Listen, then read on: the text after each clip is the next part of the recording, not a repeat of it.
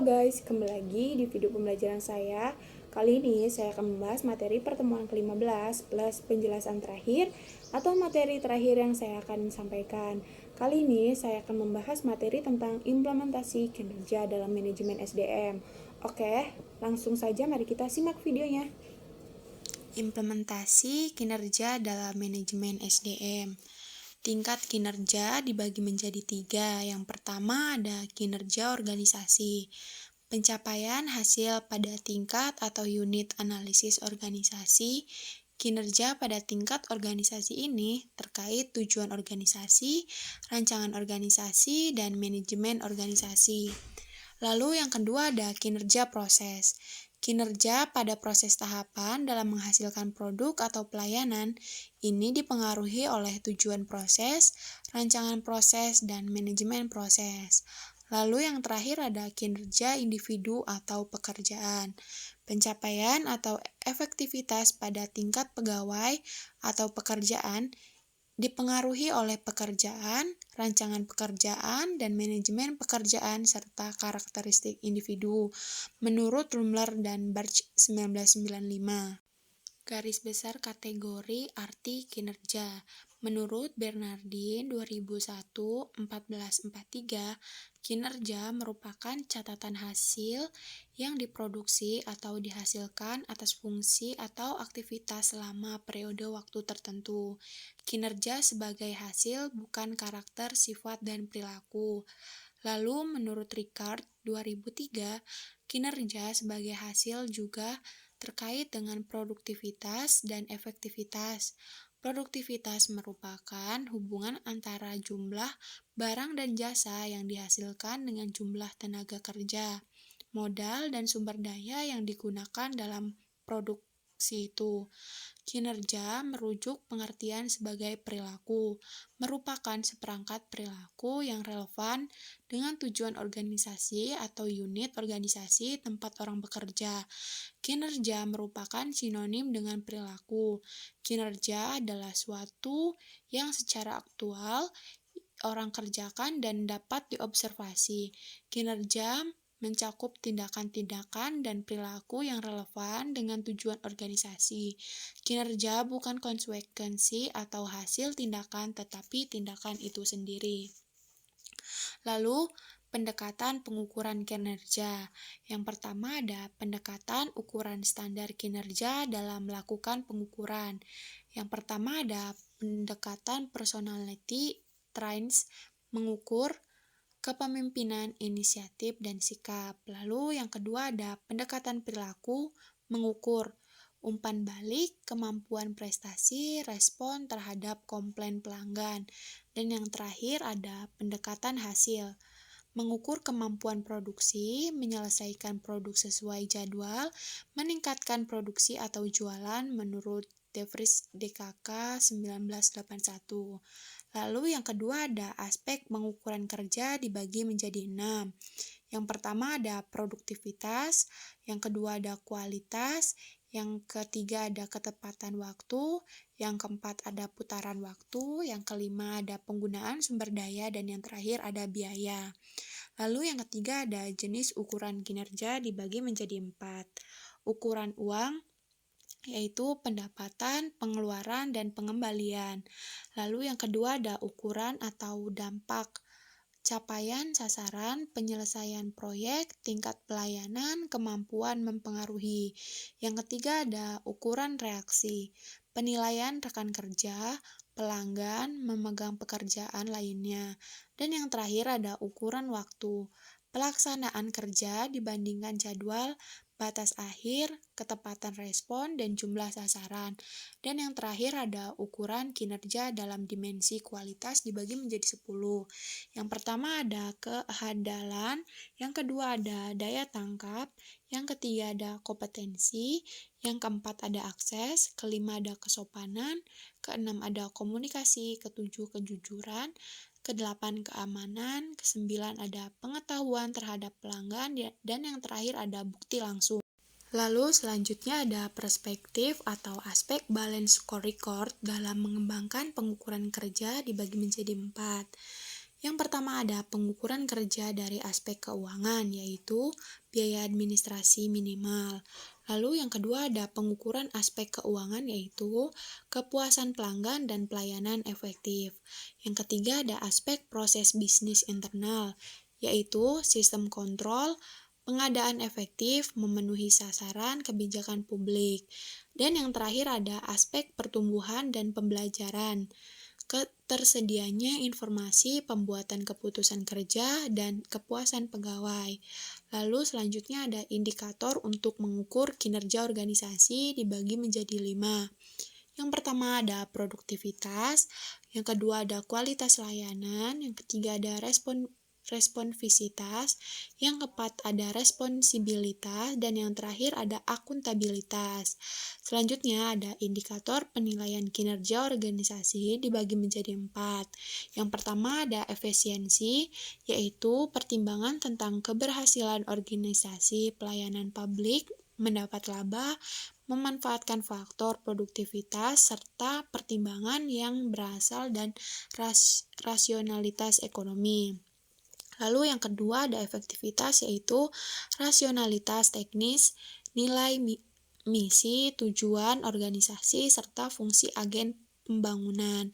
Yang ketiga ada keadilan, yaitu distribusi dan alokasi layanan yang diselenggarakan organisasi pelayanan publik.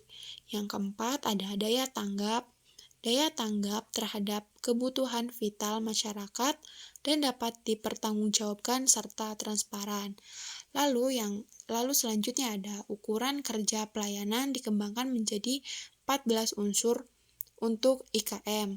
Yang pertama ada prosedur pelayanan, yang kedua ada persyaratan pelayanan, yang ketiga ada kejelasan petugas pelayanan, yang keempat ada kedisiplinan petugas pelayanan, yang kelima ada tanggung jawab petugas, keenam ada kemampuan petugas, yang ketujuh ada kecepatan pelayanan, kedelapan ada keadilan mendapat pelayanan, kesembilan ada kesopanan dan keramahan petugas, 10 kewajiban biaya pelayanan, 11 kapasitas biaya pelayanan, 12 kepastian jadwal pelayanan, 13 kenyamanan lingkungan, dan yang terakhir ada keamanan pelayanan. Lalu selanjutnya ada indikator kinerja organisasi yang dijadikan pedoman menyusun laporan kinerja. Yang pertama ada masukan. Masukan yaitu segala sesuatu yang dibutuhkan agar pelaksanaan kegiatan dan program dapat berjalan. Lalu yang kedua ada keluhan. Keluhan yaitu segala sesuatu berupa produk atau jasa sebagai hasil langsung dan pelaksanaan suatu program. Yang ketiga ada hasil. Segala sesuatu yang mencerminkan berfungsinya keluaran kegiatan jangka menengah. Keempat yaitu manfaat, kegunaan suatu keluhan yang dirasakan langsung oleh masyarakat. Dan yang terakhir ada dampak. Dampak adalah ukuran tingkat pengaruh ekonomi, lingkungan, dan lainnya yang dicapai dari hasil kinerja. Kinerja dan problematika dalam manajemen pengetahuan. Konsep kinerja dalam organisasi menurut Describer dalam Kamus Batak English Dictionary 1979 yang dikemukakan oleh Prawira Sentono 1999 yang berasal dari kata kinerja atau performa dari akar kata the from mempunyai beberapa etneris. Yang pertama ada melakukan, menjalankan, dan melaksanakan. Yang kedua ada memenuhi, menjalankan kewajiban suatu nazar. Yang ketiga ada menjalankan karakter dalam suatu permainan. Yang keempat ada menggambarkan dengan suara atau alat musik. Yang kelima ada melaksanakan atau menyempurnakan suatu tanggung jawab. Yang keenam ada melakukan suatu kegiatan dalam permainan. Yang ketujuh ada memainkan pertunjukan musik, dan yang terakhir ada melakukan suatu yang diharapkan oleh seorang atau mesin. Kinerja karyawan dan kinerja organisasi mempunyai kaitan erat. Tercapainya tujuan organisasi tidak lepas dari sumber daya yang dimiliki organisasi, yang dipergunakan atau dijalankan karyawannya, yang berperan aktif sebagai pelaku dalam upaya mencapai tujuan organisasi tersebut. Kinerja adalah hasil kerja yang dicapai oleh seorang atau kelompok yang dalam suatu organisasi sesuai dengan wewenang dan tanggung jawab masing-masing dalam rangka mencapai tujuan organisasi yang bersangkutan secara legal, tidak melanggar hukum, dan sesuai dengan moral etika. Lalu selanjutnya ada definisi kinerja menurut beberapa ahli. Yang pertama ada menurut True dan Bray, 1981, kinerja adalah pencapaian hasil. Lalu yang kedua ada menurut Interplan, 1919, kinerja adalah keterkaitan operasi, aktivitas program, dan misi organisasi. Yang ketiga ada menurut Murphy dan Cleveland, 1995, kinerja adalah kualitas perilaku yang berorientasi pada tugas dan pekerjaan. Lalu yang keempat ada menurut Stoner, 1978, kinerja adalah fungsi dari motivasi, kecakapan, dan persepsi peranan. Yang kelima ada Bernardin dan Russell, 1993, kinerja adalah pencatatan hasil-hasil yang diperoleh dari fungsi-fungsi pekerjaan atau kegiatan tertentu selama kurun waktu tertentu. Lalu yang keenam ada Handoko, kinerja adalah proses di mana organisasi mengevaluasi atau menilai prestasi kerja karyawan. Dan yang terakhir menurut Gibson, 1990, kinerja adalah seseorang yang ditentukan oleh kemampuan dan motivasinya untuk melaksanakan pekerjaannya. Lalu selanjutnya ada unsur-unsur yang terdapat dalam kinerja. Yang pertama ada hasil-hasil fungsi pekerjaan. Yang kedua ada faktor-faktor yang berpengaruh terhadap prestasi kerja pegawai. Yang ketiga ada pencapaian tujuan organisasi. Yang keempat ada periode waktu tertentu. Yang kelima ada tidak melanggar hukum. Dan yang terakhir ada sesuai dengan moral dan etika.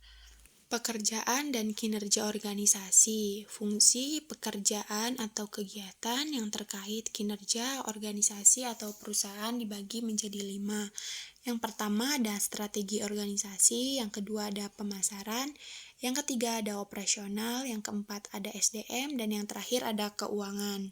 Lalu selanjutnya ada inteligensi, kapital, dan parameter kinerja. Value correction dibagi menjadi 3. Yang pertama ada human capital. Human capital dibagi menjadi 4. Yang pertama ada kompetensi, skill, manpower, dan tactic knowledge. Lalu selanjutnya ada customer capital dibagi menjadi 4. Yang pertama ada customer, yang kedua ada supplier atau distributor, yang ketiga ada brand, yang keempat ada network. Lalu yang terakhir ada structural capital dibagi menjadi 3. Yang pertama ada infrastruktur, proses, dan yang terakhir ada organisasi kultur. Yang di sini ada human capital menyangkut tentang kompetensi, skill, manpower, ekspresif, kreativitas, problem solving, capability, leadership, entrepreneurial, manager skill, tactic knowledge yang dimiliki karyawan perusahaan. Lalu yang kedua ada struktur kapital merupakan kapabilitas knowledge dari perusahaan berupa teknologi, metodologi, dan proses yang memampukan memproses kebutuhan dan tantangan pasar. Lalu yang ketiga ada customer capital terdiri dari relasi, feedback, input terhadap produk atau layanan, sugesti, ekspresi, dan tactic knowledge dari pelanggan. Dari ketiga jenis kapital tersebut, membentuk 3 lingkaran yang saling mengait dan disatukan oleh segitiga value correction. Value correction yaitu kemampuan menciptakan nilai yang ditentukan human capital, struktur kapital, dan customer kapital yang dimiliki oleh perusahaan. Selanjutnya ada indikator kinerja organisasi dibagi menjadi 7. Yang pertama ada performa harus mengarah hasil dan semangat untuk menghasilkan nilai. Yang kedua ada harus dapat diukur sehingga input dan output dapat dikuantifikasi. Yang ketiga ada unit dan personel yang diukur kinerjanya harus memahami metode penilaian dengan penjelasan minimal. Yang keempat, ada hasil penilaian dapat dikomunikasikan segera. Yang kelima, ada tersedianya mekanisme penggabungan hasil penilaian kinerja dengan feedback dan learning. Yang ketujuh ada hubungan objektif dengan kebijakan insentif dan kebijakan pegawai. Yang terakhir ada bersifat seimbang antara orientasi, keberhasilan jangka pendek dan panjang. Lalu yang terakhir ada faktor peningkatan kinerja. Yang pertama ada faktor pendorong. Dari faktor pendorong, audit modal intelektual bertujuan untuk memonitor dan mengatur modal intelektual perusahaan. Yang kedua ada audit modal intelektual memerlukan tim yang terdiri atas ahli strategi, organisasi, keuangan SDM, analisis pengetahuan properti intelektual, dan pemasaran. Lalu faktor penghambat ada masalah yang melekat dalam sistem pengukuran manajemen pengetahuan itu sendiri. Lalu yang kedua ada sulit mengidentifikasi hubungan langsung antara intensif manajemen pengetahuan dengan performa perusahaan. Yang ketiga ada manajemen biasanya meminta indikator kasat mata seperti dampak terhadap performasi keuangan dan operasional lainnya. Dan yang terakhir ada semakin beragam dan kompleksnya stakeholder atau pihak berkepentingan terhadap eksistensi perusahaan. Oke, terima kasih untuk semuanya yang sudah membantu like, komen, dan subscribe.